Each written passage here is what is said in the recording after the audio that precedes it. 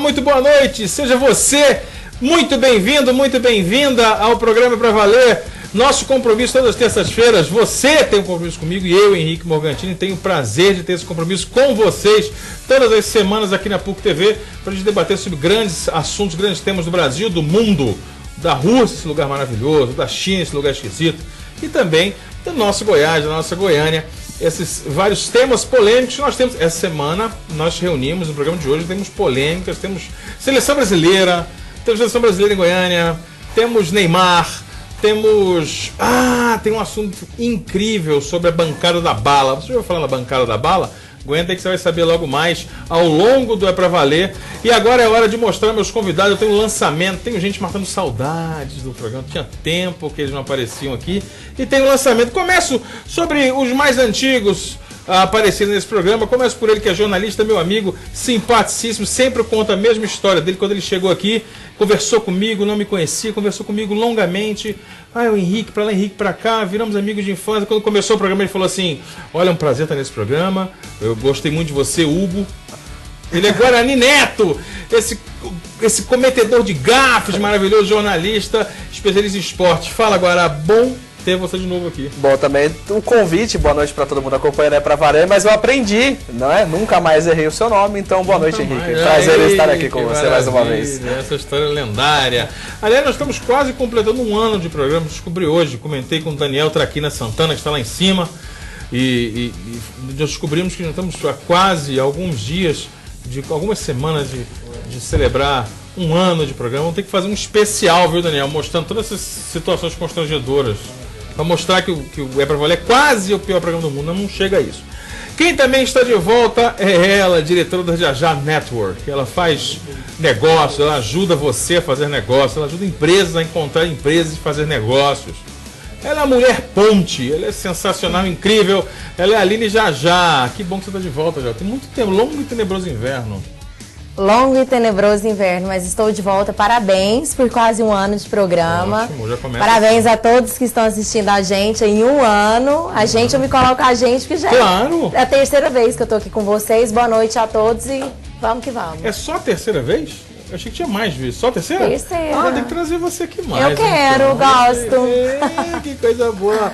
A Aline Jajá é o sorriso mais contagiante do Centro-Oeste brasileiro. Já falei isso? Não. Vou falar de novo. Vamos lá. Olha lá.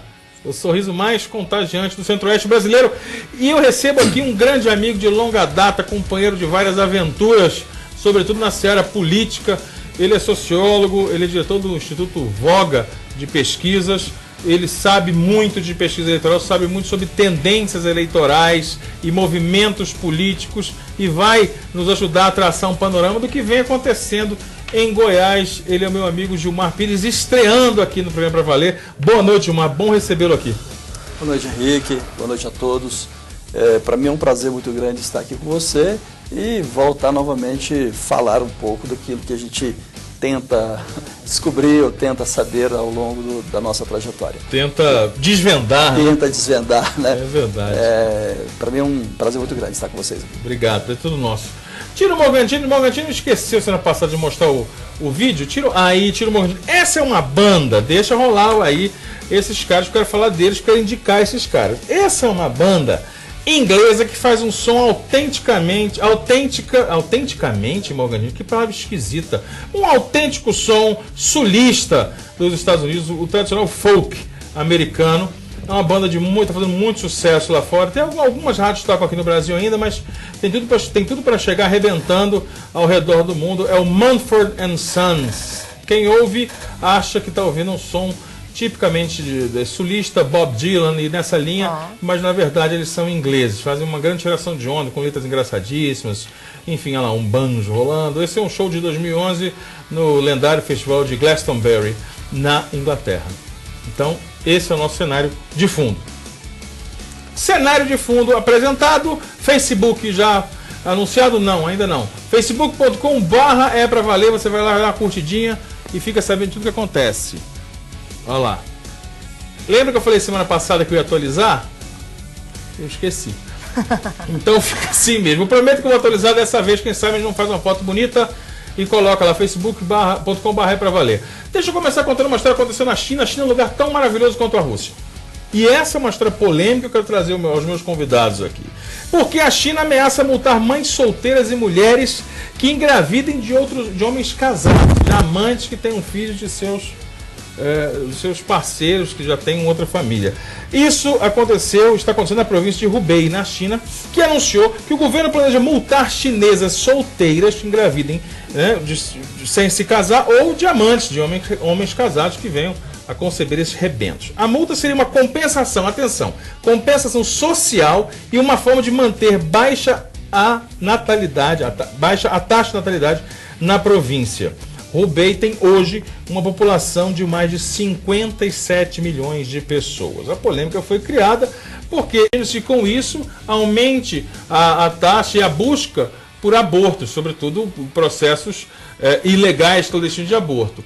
Também acredita-se que tenha motivado situações esdrúxulas como aquela que parou o mundo, que chocou o mundo, do bebê que foi encontrado dentro de uma tubulação, dentro de um encanamento, que a mãe se desesperou, de 22 anos, ela apareceu agora essa semana, e ela contou que ela se desesperou porque não tinha condições de assumir aquele filho, escondeu a gravidez durante muito tempo, teve a criança e jogou a criança fora. Literalmente, ela foi encontrada dentro de uma tubulação. Quer dizer, esse controle, essa pressão para não se ter filhos, essa proibição de ter filhos, mediante cobrança de multa, pode ter gerado situações absurdas. Eu começo pelo Gilmar, sociólogo que entende um pouco sobre comportamento e principalmente sobre a intervenção do Estado, na vida íntima do sujeito.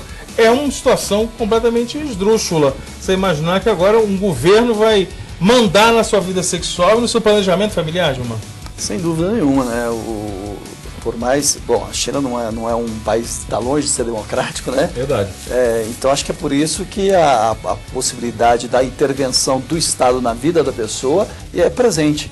E o Estado, quanto menos democrático, né, os níveis de democracia, quanto menor, a maior presença do Estado na vida, determinando o que deve e o que não deve ser feito, né? Então imagina isso aqui no Brasil hoje.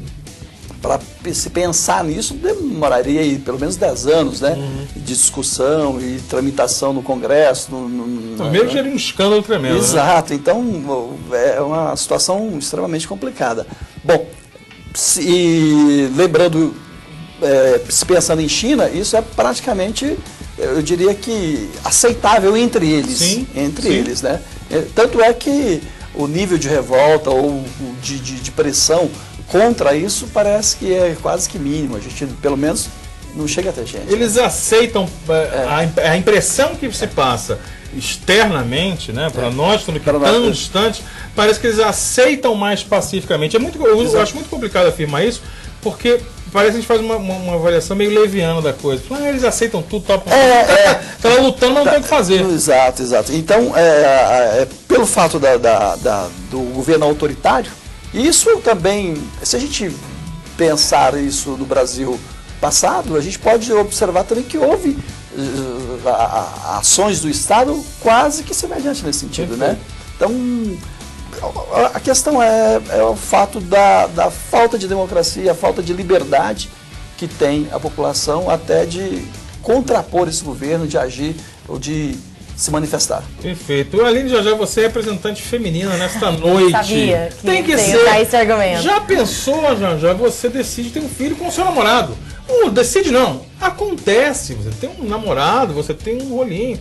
Acontece de você ter um filho. Aí o governo falou assim, não, agora você tem que pagar para ter esse filho. Você se desespera, não tem dinheiro bastante e tal. É uma situação complicada. Concordo. Acho que o Estado já interfere muito na minha vida no quesito imposto. Já é demais. Eu acho que...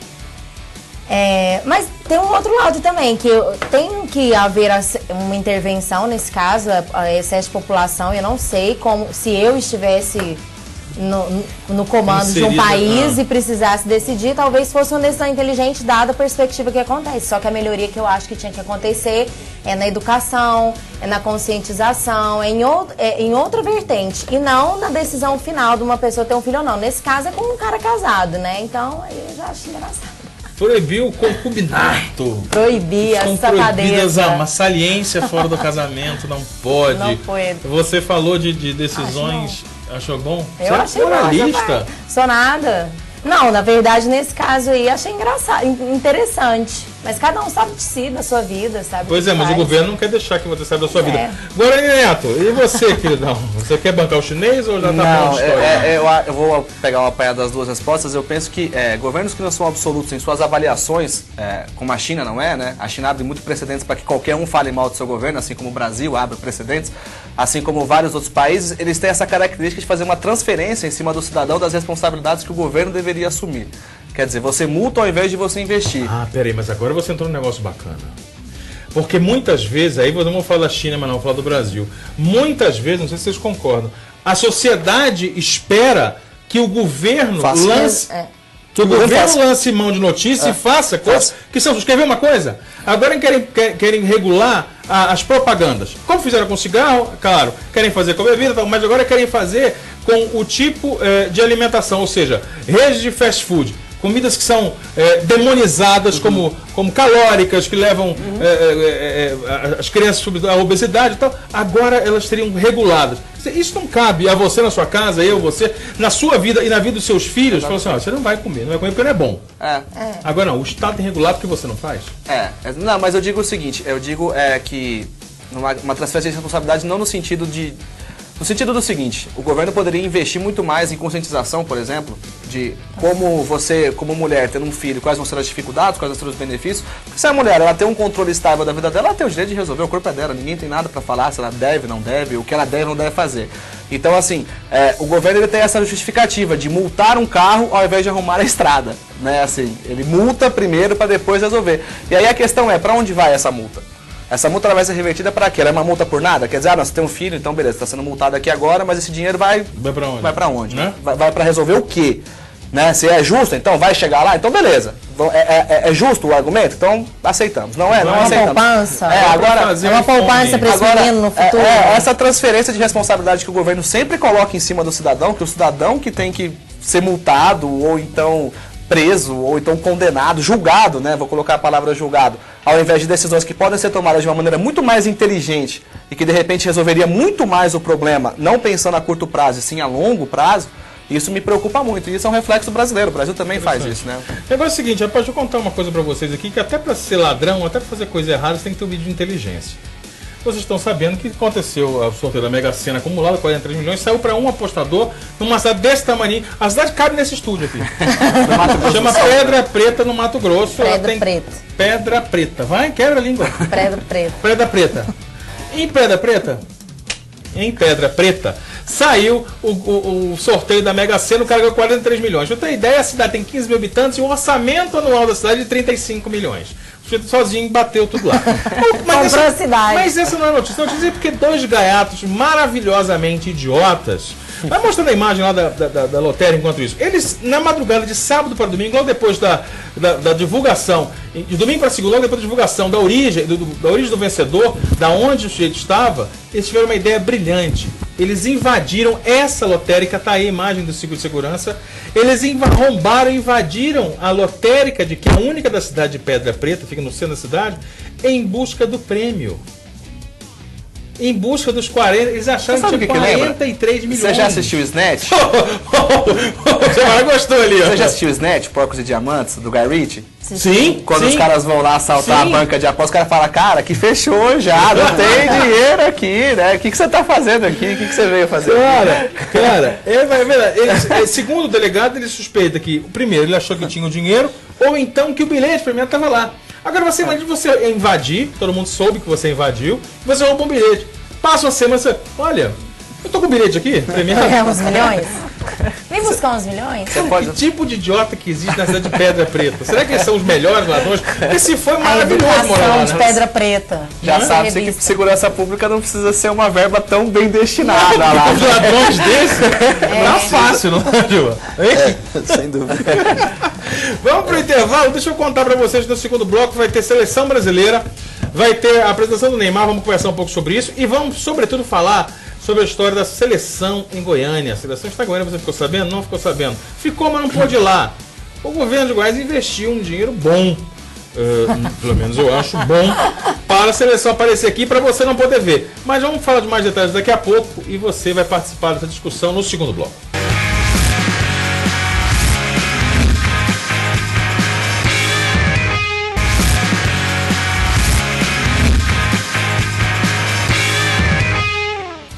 Estamos de volta para a segunda parte do programa É Pra Valer e sem delongas. Eu adoro essa palavra. Sem mais delongas, Morgantini comece o programa no segundo bloco. E eu começo falando da Seleção Brasileira. Seleção Brasileira que se prepara para as Copas das Confederações. Empatou com a Inglaterra. Nós temos imagens aí, enquanto isso, dos gols na reabertura do Maracanã. Muito charmoso, o Maracanã muito lindo. Empatou e se prepara cheio de desconfiança. Agora, começa com você, que você acompanha esporte. Você é um cara especialista. Primeiro, ficou satisfeito com o Maracanã? Eu tô com assim, não sei se é porque a gente é tão pessimista com relação à Copa acontecer no Brasil que os nossos olhos também, de repente, eles são tendenciosos. Mas me impressiona a falta de qualidade dos estádios, com relação principalmente a projetos arquitetônicos.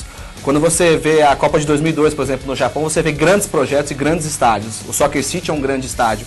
E nenhuma obra, para mim, no Brasil, até o momento, chegou próximo do que é o Soccer City. Você comparou com o Japão, vamos comparar com a África do Sul? Você já viu o Nelson Mandela Bay? O Nelson Mandela Bay é um dos estádios mais lindos que eu já vi, independente de vai ser usado ou não, de Cuiabá todo mundo fala a mesma coisa. Mas, por exemplo, no Maracanã tudo bem que a arquitetura ela é tombada, né? Ela é patrimônio histórico, ela não pode ser mexida.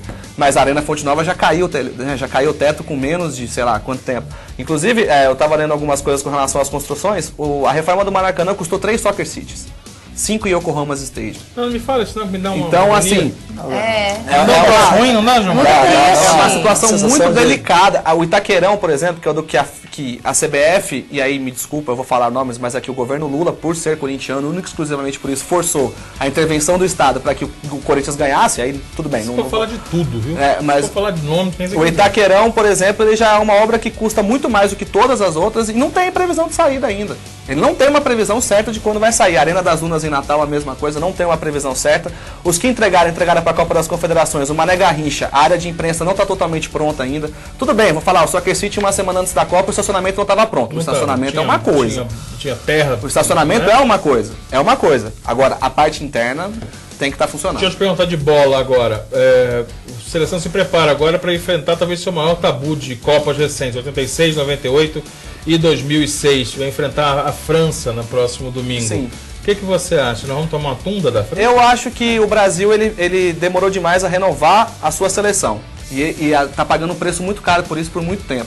Por muito tempo a referência na lateral direita foi o Cafu, na lateral esquerda era o Roberto Carlos, você tinha o Ronaldo, você tinha o Rivaldo, que eram jogadores que resolviam. O futebol melhorou muito, globalizou muito. Então, como novos polos se abriram, hoje, por exemplo, o Brasil importa muitos jogadores da América do Sul. E os jogadores aprendem a jogar com os brasileiros. Então você começa a criar uma situação de nivelar o futebol. Abre o mercado da Ucrânia, abre o mercado na Rússia, Oriente Médio, Ásia.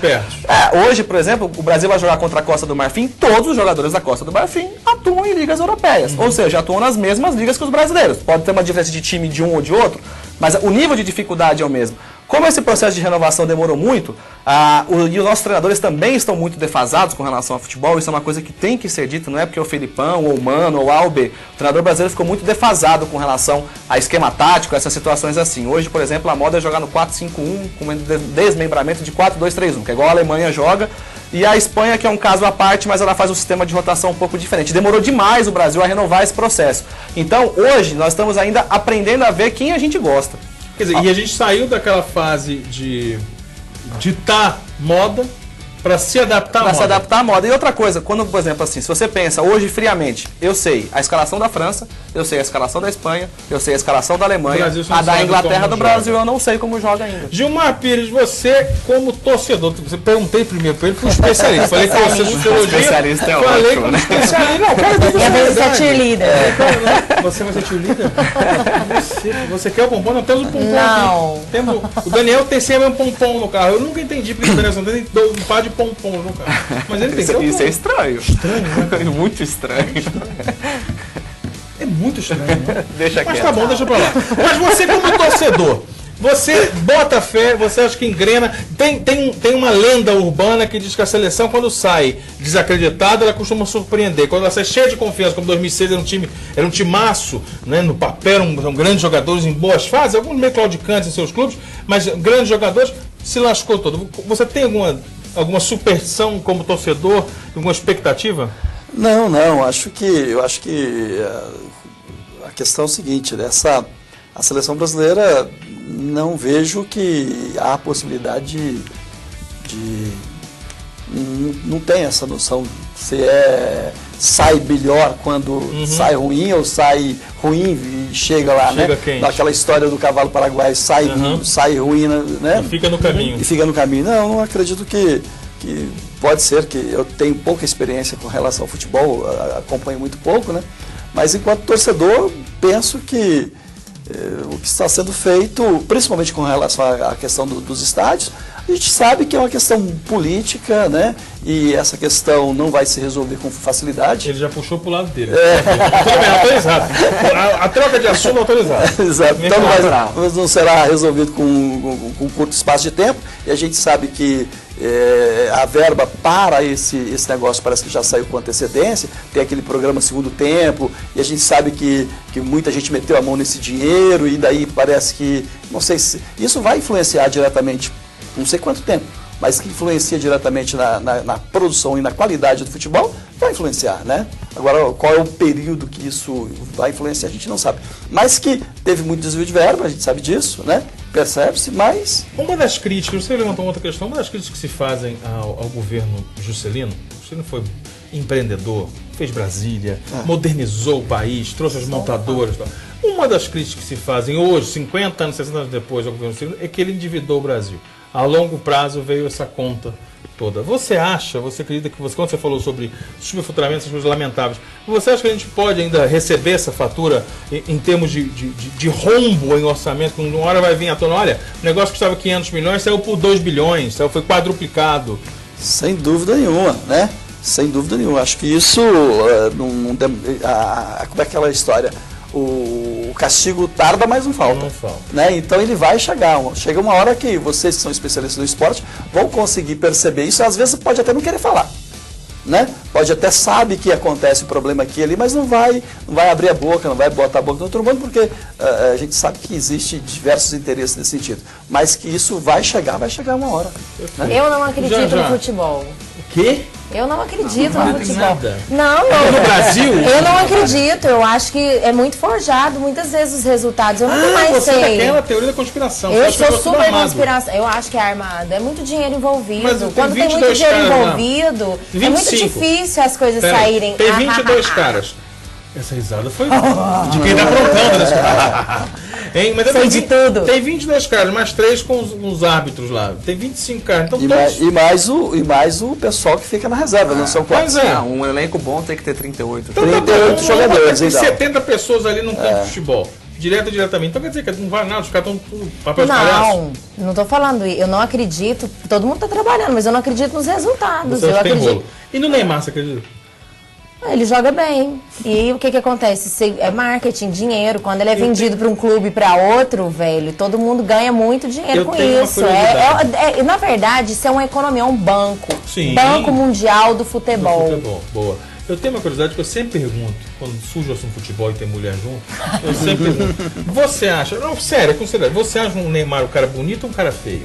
Feio. Feio? Valendo. Feio. Mesmo? Porque mostra a imagem do Neymar. Neymar é o cara de 75 milhões.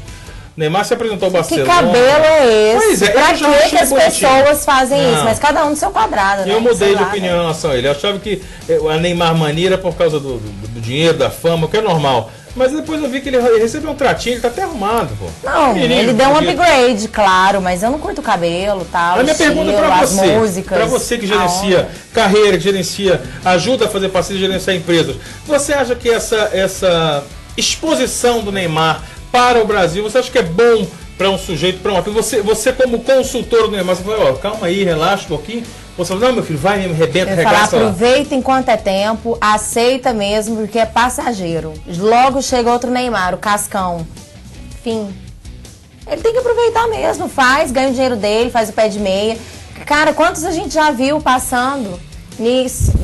Verdade, isso é verdade. Sendo garoto propaganda. Mas é porque o cara escreve a história uma vez só, ele só precisa escrever a história uma vez para ser reconhecido o resto da vida. Mas ele é bom, ele joga bem, ele faz a propaganda. A questão, ele é inteligente, sou fã. O que eu acho assim, é porque o Neymar ele veio de encontro a uma situação nova no mercado, que é a expansão de tudo que aconteceu, de meio de comunicação, divulgação, tudo. Se o Ronaldo fosse hoje por Barcelona, ele foi. Seria mesmo. Você não acha que eles pertencem à mesma época em termos de exposição? Eles pertencem. O Ronaldo não tinha Instagram, né, para colocar a namorada dele chorando. Ah, tá. Entendeu? Ele não, entendeu? É assim, é porque hoje o Neymar ele chega a esse ponto. Ele ainda entra no emocional. Aconteceu acompanhamento em Todo tempo mundo real na toca televisão, nele, internet. né? Exatamente. Todo mundo toca no Neymar, por Exatamente. assim dizer. É. O Instagram tá 10 fotos. Ele é amigo seu. Exatamente. isso. Ele é o Neymar, Muito entendeu? legal. A marketing pessoal nesse dele nota sentido. 1000. Eu ouvi uma frase, eu li uma frase, melhor dizendo, na internet, não vou dar crédito porque eu não sei também de quem foi, mas é uma frase completamente genial, e diz o seguinte, que o Neymar custou 74 milhões, o mesmo preço de um Boeing.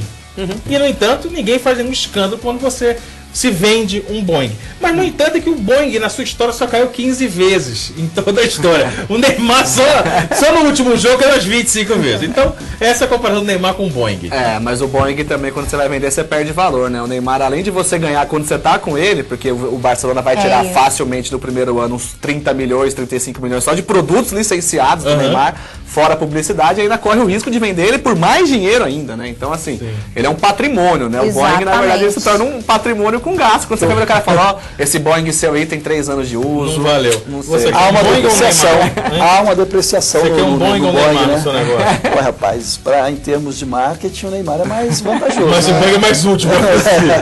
Você vai usar o Neymar como Boeing. Leva essa pesquisa lá pra mim, querido. Leva lá, entrega. E não cai no caminho. Se cair, perde.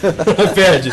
Olha só, o governo goiano pagou 2,5 milhões de reais para receber um treino da seleção por conta de uma reforma de um CT lá no Goiás. Você que acompanha a programação da PUC TV, você pegou esse assunto esmiuçado no Mais Esporte, então você sabe mais ou menos o que está acontecendo, mas nós vamos explicar melhor. Mas o principal é perguntar, isso é certo, isso é errado, isso é bom, deu certo, vale para quem ganha, quem perde com isso. Mas eu vou falar com isso no terceiro bloco com os meus convidados aqui na Pra Valer. Aguenta aí.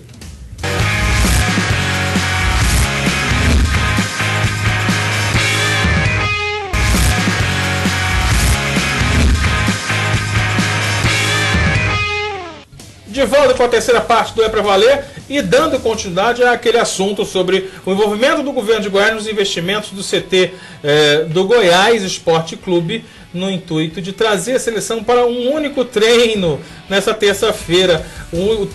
A atração para o público de Goiânia da seleção, além da notícia, foi ver os jogadores chegando no aeroporto. Você tá aí a imagem, ó. Chegaram bonitinhos, olha lá. É o Lucas. E o Thiago Silva. E o Thiago Silva, monstro. Pronto. Parabéns. Acabou a gracinha. Eu já vou passar. Bom, primeiro eu vou dar as informações. O local reformado passou por uma lei que o Guarani vai explicar daqui a pouco melhor, vai comentar sobre isso. Mas ele ganhou. O local ganhou novos vestiários, teve a fachada reformada e ganhou 2 campos totalmente novos. E foram gastos ao todo 4 milhões. O governo custeou pouco mais de 2 milhões. E está tudo certo, segundo João Bosco Luz, presidente do Goiás. Segundo o governador Marconi Perillo, diz o seguinte, aspas, eu farei qualquer modificação para ter a seleção aqui. Estados muito menores que nós estão investindo 1 bilhão 800 milhões. Não é só um treino, diz o governador. Vamos estar preparados para receber outras seleções agora e na Copa do ano que vem. Então ele justificou dizendo que ele fez, na verdade, uma modificação para ser usada caso aconteça de aparecer mais gente. Vou passar a bola para você, para você, Guarani, no começo, depois eu trato de uma questão da política, mas me fala sucintamente sobre essa história dessa lei que foi aprovada a toque de caixa. Na verdade, o Goiás conseguiu 2,5 milhões do governo de Goiás através do ProEsporte, né, que é um projeto de incentivo que você capta recursos, culturalmente falando, parecido com a Lei Rouanet, por exemplo, algo mais ou menos nesse sentido. Até o dia 24 de maio de 2013, o ProEsporte autorizava captações de no máximo R$230 mil. Então nós estamos hoje no dia 4 de junho, passou 13 dias, 12 dias. Em uma semana a Assembleia Legislativa votou, sancionou, despachou, divulgou, o prefeito autorizou. Enfim, todo o trâmite que tinha que acontecer, o governo, todo o trâmite que tinha que acontecer, aconteceu para que aumentasse para 2,5 milhões, exatamente a conta da reforma. Quer dizer, fizeram uma lei para acertar o negócio com o Para acertar, exatamente, e não ficar parecendo que saiu do cofre público, né? Assim, de certa forma, fica parecendo que saiu de uma outra iniciativa, né? Mas o primeiro detalhe, realmente é isso, é só um treino. Porque a seleção só treina hoje aqui. Os pacotes que estão sendo comercializados, podemos assim se dizer, pela CBF para Goiânia, inclui o Serra Dourada, o CT Urias Magalhães, a Serrinha, o Parque Anhanguera, tem mais um lugar que eu esqueci agora, não, e o Antônio Ascioli, porque o Antônio Ascioli vai passar por reformas. A priori, 2 seleções já demonstraram interesse de ficarem aqui, a da Austrália e uma europeia. mas não é certeza que vão ficar aqui também. Então isso não pode ser uma resolução exata. Provavelmente, uma grande seleção que cair no grupo de Brasília escolhe Goiânia pelo deslocamento ser muito próximo. Mas foi gastado 2,5 milhões e por uma estrutura que não vai permanecer. Porque o Goiás tem a iniciativa de mexer na arena, para que faça uma arena que comporte jogos da Copa do Brasil e do Brasileiro da Série A, já que atualmente a questão do público lá não pode ser aceita pela CBF. E aqueles 3 milhões que foram gastos ali vão pro chão em 3 anos. Que triste. Fala, Jojo. Fiquei triste. Sou muito a favor do esporte. Mas Como a gente estava conversando no intervalo, como meio de intervenção social, melhoria da educação, etc. Mas quando rasgar dinheiro, eu acho tão triste. Gilmar, fala. Eu acho o seguinte, aí está provado que quando o governo quer, ele faz. Né? Dá pra gente perceber exatamente isso. Interessante, né? Abrir um flanco para fazer isso. Quando quer, realiza. Quando quer, faz. Olha só, quanto tempo? Uma semana. Uma semana, elabora a lei, aprova a lei, e sanciona a lei e o dinheiro está em caixa. Então significa que quando o governo quer, ele faz. Então essa história de que não dá para fazer, não dá para tapar os buracos da rodovia e não dá para fazer reformar a escola, porque a escola, nós temos aí diversas escolas no estado que está caindo aos pedaços, a gente sabe disso. Então quando o governo quer, ele faz e tem o dinheiro e sabe onde buscar esse dinheiro. Então essa conversa de que não dá pra fazer é conversa fiada, é balela, não é isso? Então vamos lá, fala já. Eu ia falar, por isso que tem que ter um tipo de governo aberto, online, que as pessoas participem e entendam. Porque eu acredito, claro que o governo também investiu um dinheiro pensando numa perspectiva. Eles tiveram argumentações, inclusive para colocar essa verba. Mas cadê elas? Eu até queria ouvir a explicação para isso. Por que eu estou fazendo isso com o seu dinheiro? Porque ele podia colocar, se isso tivesse disponível para a gente avaliar, por exemplo, agora, ou influenciar num tipo de decisão, isso é muito melhor. Mas agora nós temos que transparência para explicar, né? Olha, fizeram, o justificativo fez para isso, para aquilo. O que eu quero entrar com você vai falar o que você está pensando, claro, mas eu quero entrar com você no seguinte assunto. Ela perguntou assim, que benefício traz? Sobretudo a questão política, traz benefício ao governo. Ao governo Perillo. Ao governo Perillo e ele está visando o processo eleitoral de 2014, porque as eleições já iniciou, o processo já iniciou, as conversações já iniciaram. E aí precisa também dar um trato, diria assim, né, dessa forma, criar uma imagem positiva perante a sociedade, porque nós sabemos aí que tem problema na saúde, parece que o Sindifisco vai entrar com... tem uma assembleia para paralisar o Sind de Saúde, então, a UEG com problema seríssimo. Então, o que acontece? O Estado inteiro está sendo informado dos problemas que está acontecendo no governo. E aí, trazer esse negócio, aprovar essa lei, investir e 2,5 milhões é pouco. Né? É pouco, porque você não tem noção de quanto custa uma campanha eleitoral para governador. Exatamente. Né? Então é muito pouco você colocar 2,5 milhões para desviar o assunto, desviar a atenção da população. Fazer cortina de fumaça. Não, e você ainda ganha influência com os dirigentes do Goiás, que são todos empresários bem-sucedidos. Né? Então, assim, você cria uma rede de benefícios. Né? A questão é, o governo de Goiás aqui, ele está usando do esporte este ano já para começar justamente a fazer isso, a campanha eleitoral. Um outro exemplo é o Alfa Monte Cristo. O Alfa Monte Cristo, ano passado, o Paulo não tinha dinheiro para nada, correu atrás de tudo sozinho, aí conseguiu, através do Pro Esporte, que na época podia captar só 230 mil reais, montou um time e colocou na Superliga A. Há um mês atrás, caiu o Alfa e agora o time chama Monte Cristo Agel. O governo do Goiás entrou isso oficialmente, entendi. A pergunta que eu queria emendar, já então mudando de assunto, é porque as eleições realmente começaram. Já falamos sobre isso há vários programas. As eleições, elas não começaram nas ruas, você não vê bandeira, mas você vê claramente uma agenda positiva de possíveis candidatos. Você uma agenda positiva do governo de Goiás se confunde com a imagem do governador. Isso é natural, que não cabe nenhuma crítica específica porque faz o que todo mundo está fazendo. Se é certo ou errado é uma outra discussão. Mas também a gente encontra elementos do quadro de oposição da política de Goiás já se movimentando, fazendo uma série de visitas, reuniões e dando entrevistas já falando claramente sobre suas possíveis ações como candidatos. E eu pergunto ao Gilmar Pires, Gilmar, isso é um reflexo do momento, como você já fez uma análise do quadro, da geral, já fez um panorama do governo, é um baixo desempenho do governo, um governo questionado, um governo que atravessou crises institucionais, Operação Monte Carlo, agora você falou, falta um plano de uma agenda positiva mostrando obras do governo. Então isso tudo alvoroça a oposição, fala assim, olha, agora nós temos mais chance do que nunca. O que o pessoal pensa, eu acredito que só pensa, que nesse momento em Goiás, política goiana é aquela história, todo mundo é japonês, ou seja, todo mundo é parecido. Todo mundo é igual. Todo mundo é igual. Isso só que não é, a gente sabe que não é. Um governador que tem a máquina na mão, tem todo o esquema na mão, ele é o homem que mais desponta politicamente. Não só pelo fato de ter a máquina na mão, mas pela habilidade política que ele tem, pela capacidade de aglutinar as pessoas e pela capacidade que ele tem de reverter o quadro, né? Agora, eu não sei se a esse ponto, a esse momento, hoje nós estamos no mês de junho, né? Falta um pouco de 9 meses para as definições gerais, porque em março do ano que vem tudo está praticamente quase que resolvido, né? Daí vai para as convenções. Quando a gente pensava, vai para as convenções para decidir quem é candidato? Não é, as coisas já estão amarradas, né? Porque o processo já começou, inclusive no ano passado, quando teve as eleições para prefeito, né? Com as articulações para prefeito. Então, as pessoas, alguns desavisados podem até pensar que a coisa está simples, e não está. A oposição tem que se organizar. A gente vê o comentário aí, que estão falando que a oposição não está organizada, que nós não temos um plano. Eu vi isso, parece que foi do Bruno, não sei se foi, acho que foi do Bruno, se é do Samuel. Que nós não temos um plano de governo, nós não temos como contrapor esse governo.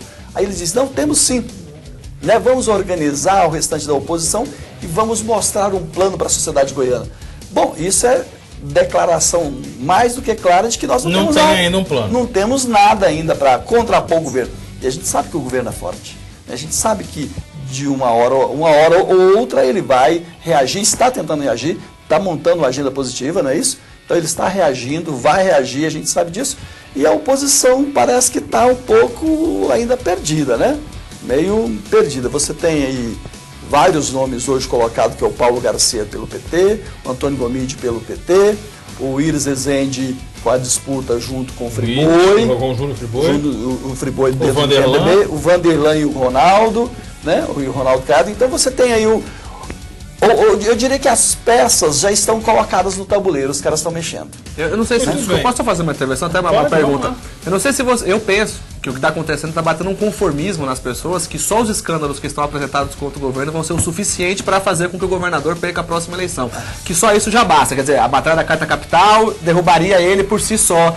O Demóstenes, o escândalo do Monte Carlo, tudo isso e ninguém se articula realmente para pensar numa outra situação que também não é essa, porque na época da eleição tudo é. Quer dizer, em vez de se movimentar, não, já Monte Carlo já nos basta. Ele está escorregando tanto que dessa vez vai dar certo. Vai dar certo. Bem pontuado essa questão, né? É interessante. Bem pontuado, porque tem vários escândalos e só isso por si só basta. Eu acredito que não, porque tem aquela velha história de que o brasileiro tem memória curta, o eleitor tem memória curta. Não é porque tem memória curta. A quantidade de informação hoje é muito grande, né? Você é bombardeado todos os dias com uma quantidade enorme de informação. Provavelmente cria-se uma nova situação que essa informação de Monte Carlo e não sei o que do passado dilui, né? Pronto, né? Perde. E às vezes mesmo requentando essa informação o tempo inteiro, isso não vai ser o suficiente para detonar ou para ruir as bases do governo. A verdade é que nós não podemos, Gilmar, em lugar nenhum, em Goiás ou qualquer outro estado, imaginar que nós vamos fazer política ou vamos estabelecer uma estrutura política, ideológica, baseada em escândalo, baseando na falha do outro. É preciso pensar em políticas para o Estado. Não, aquele lá está envolvido com bicheiro, envolvido com rolo. Então vota no outro para ver o que acontece. É muita fofoca e pouca solução. Pouca ação. Eu quero alguém fazendo. Eu só vejo crítica, eu não vejo um plano e uma opção. Eu critico muito o governo e eu critico chegando assim... Tem uma opção seguinte que a gente pode fazer assim. Eu uso muita tecnologia, governo aberto, Open Gov. É o futuro e eu acho que a tendência é a única maneira da gente abrir. O problema é que ninguém quer abrir. Ninguém quer abrir informação. Se as informações estivessem abertas e as pessoas se interessassem em participar, as pessoas também são conformadas. tem uma massa crítica X pequena que critica tudo, mas a grande maioria tá vendo outros pontos. E ninguém conscientiza. Por exemplo, aí a gente discute, mas por que a gente não busca diminuir, por exemplo, escola paga imposto? Escola não deveria pagar imposto. Por quê? Porque a informação, ela não tem que ser cara, ela tem que ser acessível. Então, se todo mundo tivesse informação, já ia diminuir o custo e as pessoas iam entender mais de projeção de futuro, entender mais de política. É porque a escola é empresa, né? Escola virou empresa, mas não é bem assim, não tem que ter essa visão, mas eu acho. A escola é o terror do governo, não pode se formar pensadores. De todo Quem quer, exatamente. E a gente tem que ir atrás disso. Quem que quer formar pensadores? A questão é assim, quando você coloca que nós precisamos de um governo, não é um governo planejado, mas que se tem um plano de governo, e Tudo aí você tem, coloca bem, sempre tem, não acontece. E o Guarani também, nós não estamos percebendo isso, pelo menos na oposição, arquitetando esse governo planejado ou uma proposta de governo que a sociedade ouça e fala, olha, legal, isso eu gostei, né? Isso vai resolver o problema da saúde, isso vai resolver o problema da falta de energia que está no estado de Goiás hoje. A gente sabe que tem mais de 36 pontos críticos, né, em todo o estado. Não sei se você...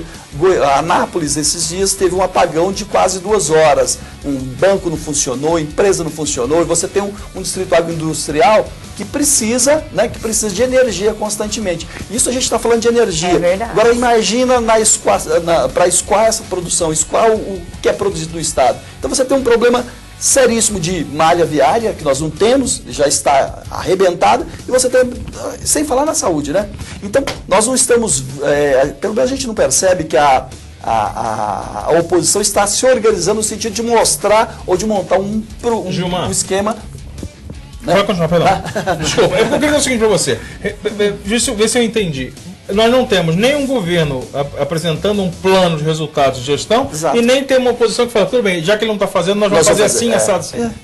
É exatamente isso. Então, de acordo com o prognóstico do Gilmar, hoje nós estamos numa inércia. Mais perdidos total no pagode. Chinês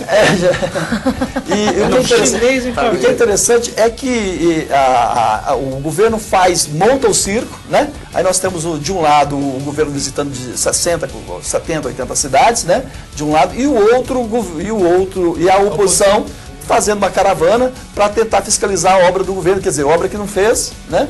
E fica uma situação, e a população fica a ver navio sem saber para onde vai. Vou para o intervalo, esse programa, ao contrário dessas afirmações do Gilmar, não está a ver navios. Nós vamos para o intervalo. No quarto bloco nós voltamos com a história da bancada da bala, eu quero contar para vocês. E lembrar daquela chaleirinha. Quem assistiu o programa passado lembra da chaleirinha. Eu vou voltar com a história da chaleirinha para vocês. Aguenta aí.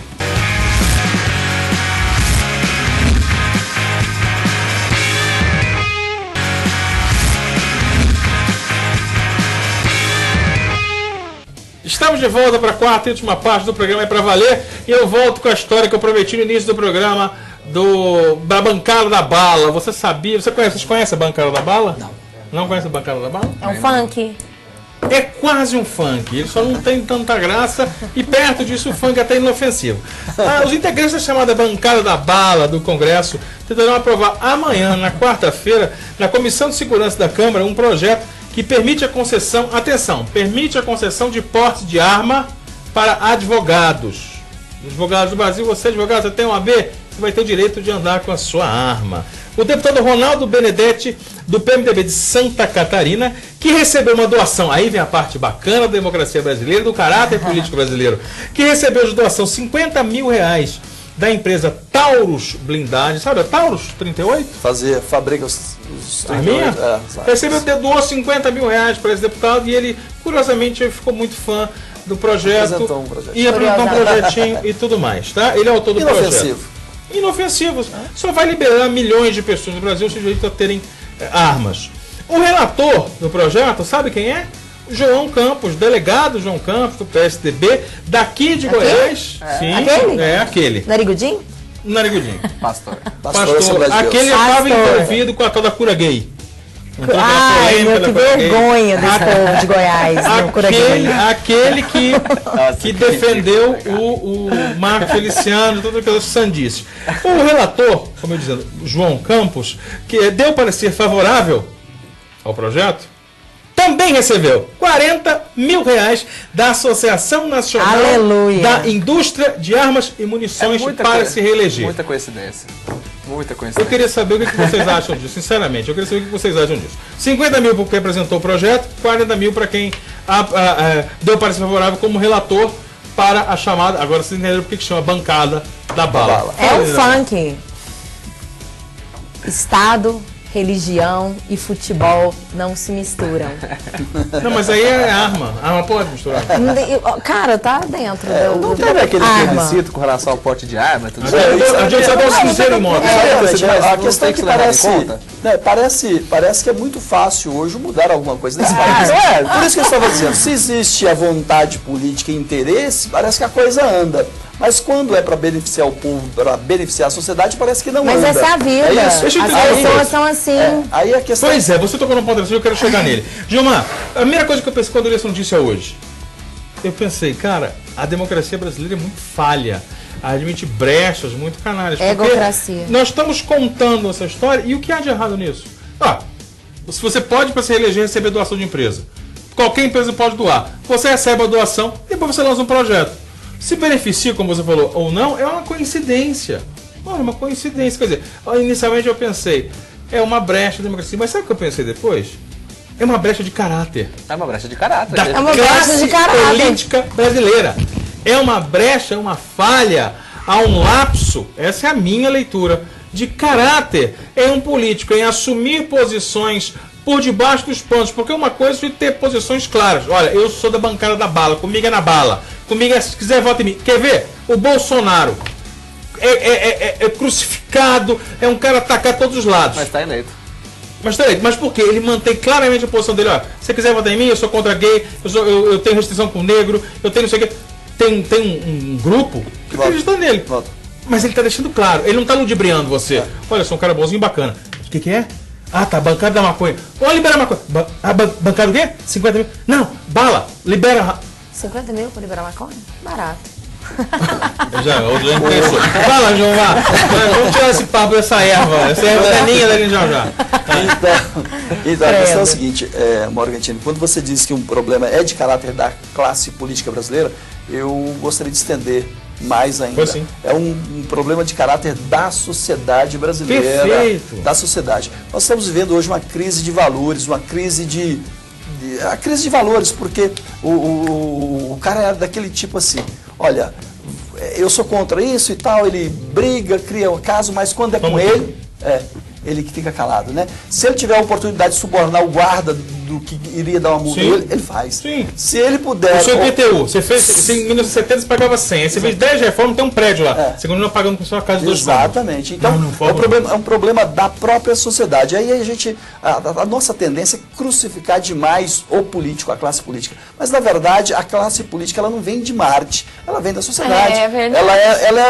Ela é parte integrante, ela é, como a gente chama em pesquisa, ela é a nossa amostra, né? É o elemento que a gente pisa para fazer a leitura dele. E a classe política é isso. Nós vamos lá e tiramos esse e colocamos lá. Ninguém no meio dos outros sabe, nasceu homos políticos. Exato, não. Então, se a classe política está dessa forma, é porque a nossa sociedade é assim. É dessa forma. Ela é imoral, né? Nós temos o governo que nós merecemos, nós temos as pessoas que nós merecemos, nós convivemos com quem nós merecemos. Mas eu acho que isso começou com seus ancestrais indígenas que estavam loucos para trucidar os portugueses. Aí eles chegaram e falaram, toma aqui esse espelhinho, toma aqui esse miçanguinha.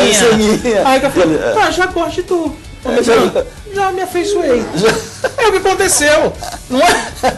Toma 50 mil aqui para você se eleger, professor. Toma 40 mil. Se a fragilidade do caráter do político, existe também essa fragilidade no caráter da sociedade. É o dinheiro, né? É a fragilidade. Quantos anos a bancada de deputados é a mesma de Goiás, deputado federal? Dinheiro e influência. Quantos anos? Normal. Quantos anos? Os Podemos 17? nomes de novo? Podemos, da sessão nomes? Sandro Mabel, Sandy Júnior, Roberto Balestra, Ronaldo Caiado, João Campos, Santos Júnior. A professora Raquel Teixeira.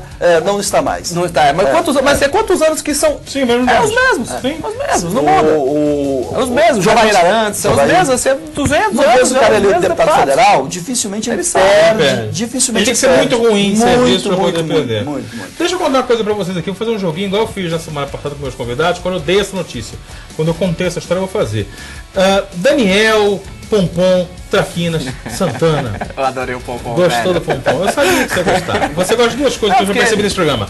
É de extraterrestre e de Pompom. Eu lembro disso. É verdade. Né? O Daniel parece negócio de cheerleader e tal, esses negócios. Ele é universitário norte-americano. O Daniel é branquinho aquele jeito, pelinha fina. Daniel, Traquinas, solta aquela imagem mágica da semana passada. Eu vou arrumar outra imagem mais legal aí. Põe lá pra gente. É uma chaleira. O que vocês enxergam? Um sino. Enxergaram sim. Vocês enxergam alguma coisa a mais? Sem medo. Ele falou de extraterrestre, parece que ali tem uma máscara, um capacete do extraterrestre. Olha, a pessoa já tá... Muito bem, meus amigos, vocês passaram o teste, vocês foram reprovados no teste que todo mundo passou por ele e viu a mesma coisa. Não, garçom? Pode ser um garçom também. Milhares e milhares de pessoas no mundo, essa imagem virou viral, elas enxergaram a imagem de Adolf Hitler. Nossa, velho. Essa é uma chaleira que estava. Essa é uma chaleira. É o Chaplin, então. Pode ser também um Chaplin. Essa é uma chaleira que estava à venda na JCPenney em Los Angeles e ela simplesmente, por causa desse escândalo na internet, ela virou uma das peças mais procuradas. E eu tenho aqui uma suíte da informação passada, é que era Hitler ou não, nazista ou não, ela se esgotou das lojas, ela custava $40, em torno de 80 e poucos reais, ela se esgotou por conta do escândalo que a internet fez com essa imagem. Vocês não enxergaram Hitler? Não. Agora que eu falei, sim. Não, nem assim. Não, cara. Muita gente viu. Eu confesso que eu caí nessa. No Hitler? Uhum. O que eu queria usar o bigode é aquele, a bolinha preta? E aqui o cabelinho? É mais um cachorro. Você também, Gilmar? Não. Com o cabelinho de lado. É uma chaleira mesmo e... Isso é uma imagem. Você não viu? Não é possível. Isso é o poder que tem a internet. A gente percebe isso, né? Sem sombra de dúvida. Algum gato enxergou, eu particularmente acho semelhante. Algum gato enxergou e falou assim, aqui, estão fazendo apologia com a chaleira, apologia ao nazismo e tal. Aí pronto. Da mesma forma que faz com a Coca-Cola, mas isso pode acabar. Os evangélicos pegam e viram o rótulo dela e diz que tá lá, alô diabo, não sei o quê. Alô diablo. El diablo. Tem isso? Sei lá. Eu gosto da Diablo, uma boate super massa. Uma boa propaganda, um beijo pra todos. Beijo, Baragana. Tira o Hitler daí e traz o Morgantini aqui de volta, que é mais inofensivo que o... Manford, agora vem. Aí, o Morgantini não parece com ninguém, exceto o próprio Morgantini. Olha aqui, eu estava fechando um contrato milionário com a Coca-Cola e você falou esse negócio e você me arrebentou. Então. Coca-Cola, isso aí. Melhorei? Melhorou, ajudou.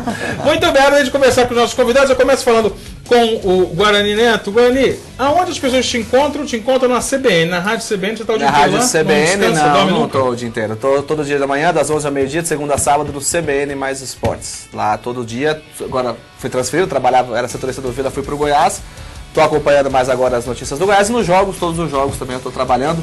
Posso só deixar uma dica? Você falou, como é que é o nome da banda que você falou aí? Mumford. É parecido com Of Monsters and Sound? Com? Of Monsters and Sound. Então eu recomendo Of Monsters and Sound, que é da Islândia, não é da Inglaterra, mas também é um som bacana de ouvir. É muito legal. A dica que eu pego sempre, eu tenho mania de ouvir uma rádio pela internet, que é 98,7, é uma rádio de rock alternativo, que eles chamam de Los Angeles. Então você assiste em tempo real. E esse tipo de som aí é o som que tá bombando lá. É interessante porque você começa a ouvir, 6, 7 meses depois, começa a vir pro Brasil.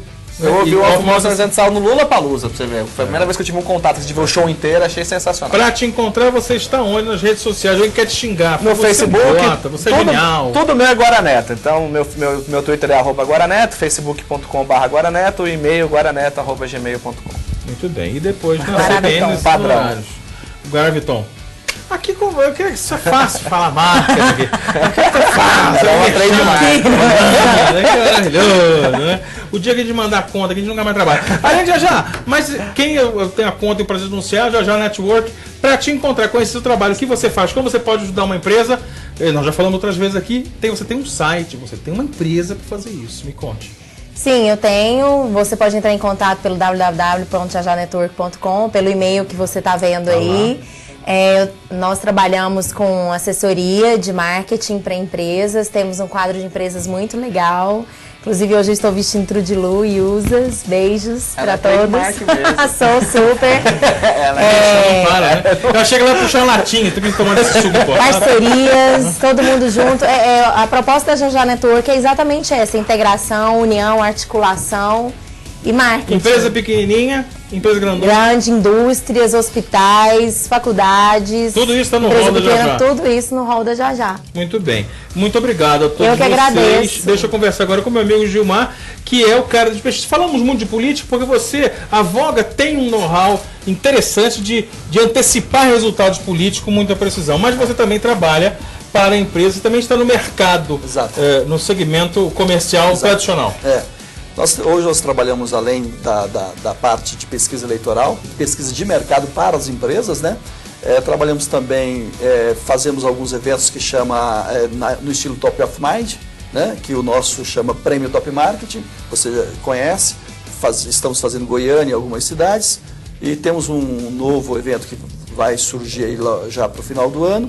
E além disso, trabalhamos com consultoria política também, porque não dá hoje o pesquisador que só faz a pesquisa e entrega, a situação fica um pouco complicada para ele. Então fica no vazio. Fica. Então você, além de fazer a pesquisa, você tem que fazer a leitura desses dados também, porque porque o resultado em si, por si só, ele quase que não resolve nada. Principalmente agora, né? Se você pega resultados hoje que apresenta Íris liderando, Marconi segundo, não sei o que, isso eu estou chutando, né?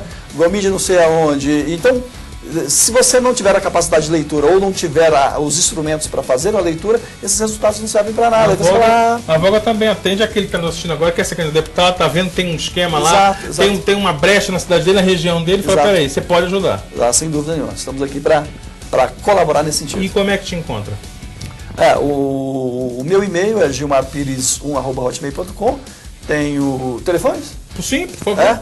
Dois celulares que é mais fácil de encontrar, é o 6293351999 e o 85765400. Fala quase que 24 horas, da mesma forma que ela está ligada. Eu então, também muito estou. bem, muito e obrigado. no Facebook também, Gilmar Pires, né? Gilmar Pires com Z. Com Z, exatamente. Então você que está aí pode ligar agora que ele vai te atender e vai explicar para você como é que você vai fazer para você ganhar a sua eleição. Ok? Gostou dessa? Meus amigos, muito obrigado. Boa noite a todos, boa noite a você. Obrigado pela audiência e até a próxima. Valeu!